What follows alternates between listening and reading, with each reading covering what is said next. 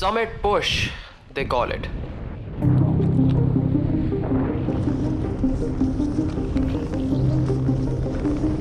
For it takes one's body and soul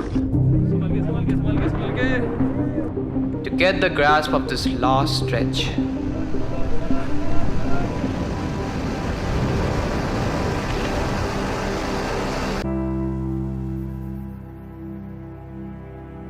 There is absolutely nothing that can be compared to the eminence of nature. It can bring you the unexpected. And so far, our journey to Kedarkantha had come with one of such surprises. The snowfall at Sankri was a thrill for sure. But it also made it difficult for us to start the trek that very day. So we could now just hope for things to get better. Well, the next day, it was a bright one.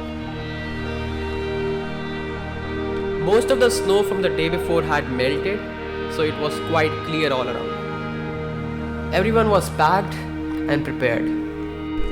On our way. Now the Kedarkantha Trek route goes through 2 checkpoints. First we move to Juda, which is a lake mostly frozen during the winters. Then we make our way to the base camp, which is also the last campsite, and the next day, early in the morning, we leave for the summit.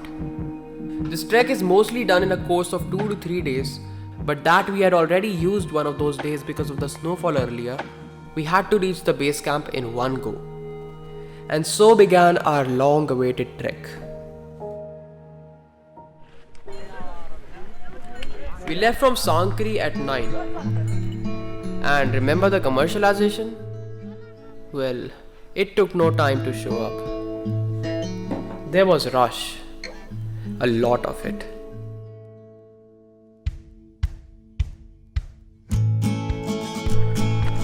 Now the traffic in mountains is something to think of. But the most of it only comes with the season. And it brings with it a living for the locals around. Plus I guess we all were here for the same reason. To have a glimpse of this beauty. It's not far away, it's not far at all. The routes ahead were full of snow. And in trails like these, the spikes or crampons that you put on your shoes really help in providing the grip that you won't find anywhere else. Carrying these gears is a must, be them poles or gaiters, because these things can be life-saving when it comes to these rough outdoors. I feel the sun in my skin, the wind in my hair, and I know we're driving but we're going nowhere. So hold me real close and keep me warm. The day has begun and I'm already warm by you. Every step up there came with a change of scenery, and there was just no getting enough of it. I can see the winding roads up ahead. There are a few tea points you can find where you can stop and rest along the way. One of these cafes is located at the campsite of Janola, which is one of the few smaller campsites you can find here. इस cafe के owner है mister Vijay Singh Rawat, और अगर आप यहाँ पे कभी आते हैं तो इनसे छोटी सी ट्रीट जरूर लेके जाएं।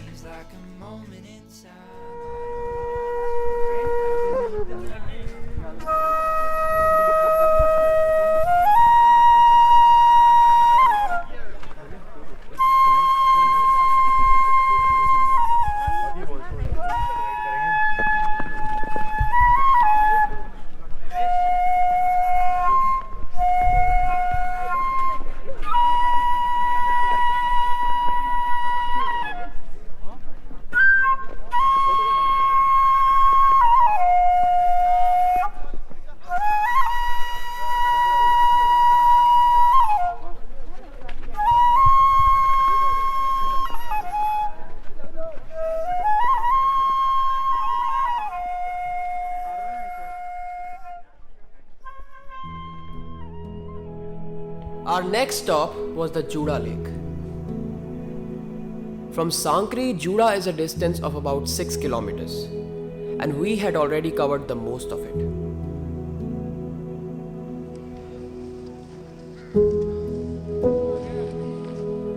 Few creeks and snow trails later, we were right there. The lake was completely frozen, and it stays that way for most of the winter. A lot of stories are there about this lake and how it got its name. Some say that this was once a pair of two lakes, and it is also believed that this used to be the resting place for Lord Shiva. But apart from all that, this sure should have been our campsite if we had another day. We did not spend a lot of time there because we had to leave for the base camp and reach there before it got dark. Base camp was another 4 to 5 kilometers from Judah, so had to maintain the pace.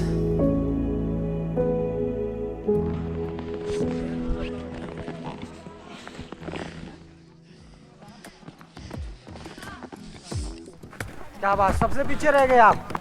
आपको भेजा था, आगे हमने, रुकेगा नहीं।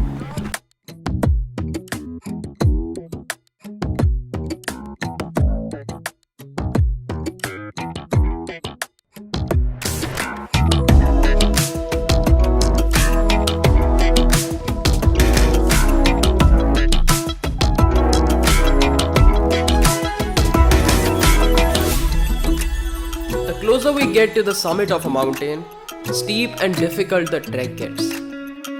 But the pain, it always comes with a reward.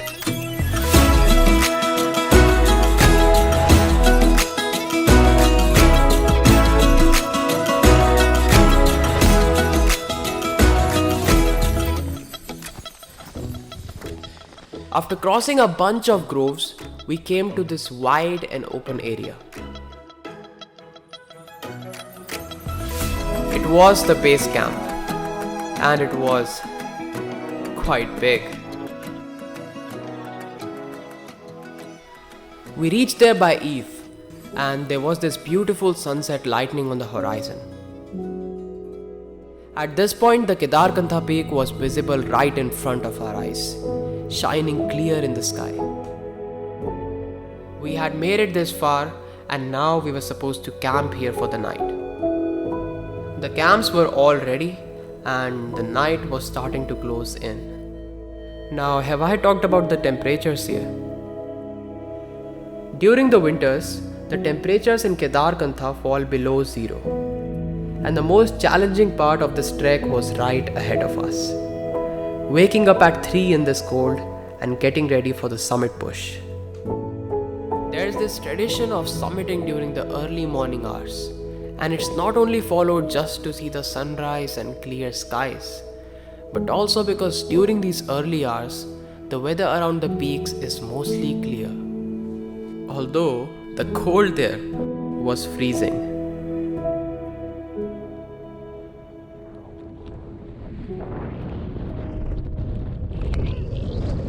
Winds were strong in the morning, and we were not supposed to waste any time.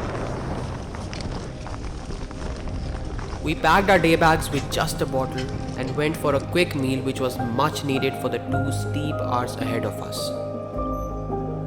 And minutes after that, began our summit push. Base camp was a rush. Everyone was trying to leave as early as possible. Trails of people blinking with those lights, all trying their best just to keep up. The steps were gradual, but consistent. It was firm, the snow there, and every step was something to count on. The wind slowly turned into a light blizzard.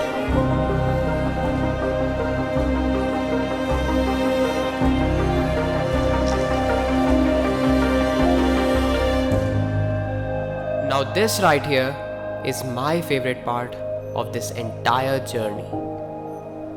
It's something that the cameras fail to capture and the words cannot describe in a way it truly is. It is that moment when you stop and realize, why haven't I looked up in all this time? Maybe the trail was tough, but not tough enough to miss a starry sky and a bright moon whose light would sparkle the snow as far as one's eyes can see. It felt silent, even with all these people around. Faraway peaks were shining just because of that moonlight. As we rose to higher ground, the dawn was starting to peek from behind the mountains, and right above it was the best version of the morning star sparkling in the sky. It was a relief when things were finally starting to clear out. And then came the summit.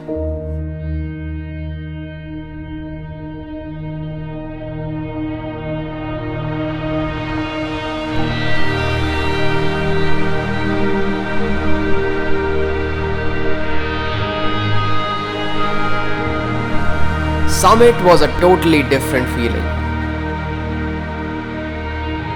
After all this time and all the efforts, we were finally there. And watching the sunrise from up there made everything worth it. We could only imagine what things would look like from the top until we were actually there. Winds were tough and snowy, but they only reminded us of this entire journey. And in the end, there was this sense of carrying out. Kedarkantha was one hell of an adventure, fused in the memories to relive again.